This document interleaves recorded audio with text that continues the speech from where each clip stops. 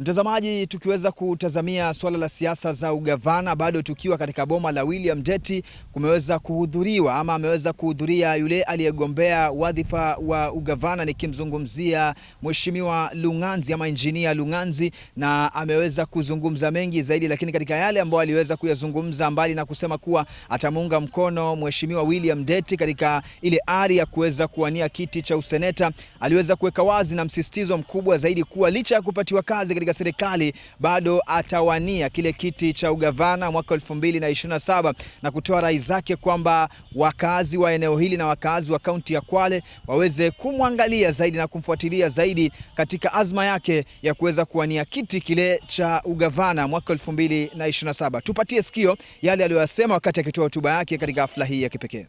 Nilisimama 2022, Mwenyezi Mungu akiniajalia bado 27 mwaka ujao nasimama natafuta kiti cha ugavana wa jimbo letu la Kwale. Lakini hii siku ya leo ni ya Bwana Ndeti.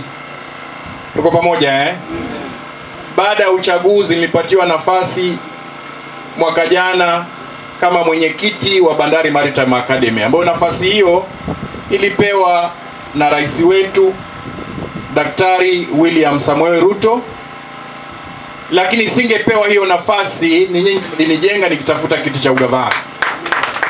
Ndio nikaonekana nikapewa hiyo nafasi. Kwa hivyo kwa sasa na hiyo huduma, lakini si kazi ya kila siku niko kule. Ni non executive chair, hainizuii kufanya mambo yangu ya kawaida na mambo yanaendelea. Bwana Ndeti, mimi mwanzo nakushukuru tena sana kwa kunitambua na kunialika kwa shughuli hii. Tumekuwa pamoja kabla, tukawa pamoja kwenye hii siasa, tukasaidiana pale ambapo tulikuwa tunaweza, tukaimbiwa ni hawa ndugu zetu, ni wewe, ni wewe, ni wewe, ni wewe. Lakini Mwenyezi Mungu zile siku zilikuwa hazijafika. Tulikatiwa katafunua hapa na pale, lakini hayo yote yalifanyika. Mwenyezi Mungu alikuwa bado zile siku hajazikubali. Kwa hivyo mimi peke yangu sijavunjika moyo, na Bwana Ndeti umetuita kwa kuwa hujavunjika moyo. Kwa hivyo mimi langu kubwa nasema tutasaidiana na hawa ndugu zetu ili tuweze kuvuka, tuweze kuwahudumia vizuri. Tumezungumza mengi hapa, ni kitu cha kusikitisha kama Bwana Ndeti tunasema wewe tutakupeleka kule utuletee hizi pesa ili tuweze kuzitumia vizuri. Barabara hazipitiki, na hii sehemu yetu ni sehemu ya ukulima.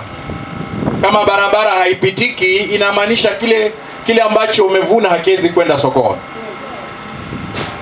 Kama kuna soko linajengwa kwa miaka 5 halijaiva, na kila siku tuambua soko litaiva, hii kubo litakusaidia kweli? Na mwenye jukumu nani? Ni serikali ya ugatuzi, ambao kiongozi wake ni nani kwa sasa? Si ni mama? Tunamwita mama si tumpigia wenyewe? Kwa hivyo ni wakati tubadilishe uongozi, ili kupitia kwa uongozi bora ndio utabadilisha maisha yetu. Tunazungumza swala la ukabila. Ukabila kwangu mimi sioni vibaya. Furahia kuwa unaitwa Mkamba na wewe ni Mkamba. Furahia wewe ni Mdigo na unaitwa Mdigo, wewe ni Mduruma na unaitwa Mduruma. Lakini tuishi kwa ushirikiano, na sisi hatuna shida. Sisi wananchi wa kawaida huwa hatuna shida. Shida ni sisi wenye kutafuta kura. Tunakuja tunawagawanya, tunawaviringa hivi na hivi. Lakini mimi nikiondoka, yule jirani wako bado ni Mtiso, hata hama.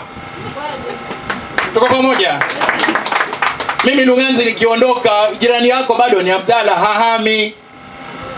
Kwa hivyo tushirikiane vizuri. Kina dada mtusaidie. Wewe dada, nataka utusaidie. Nataka muolewe vizuri sana na makabila tofauti tofauti. Mtatusaidia? Amina, wale ni Mtiso, Umazi, wale ni Mtiso. Haya, changanya hapo kama alivyosema yule mheshimiwa pale. Sawa sawa.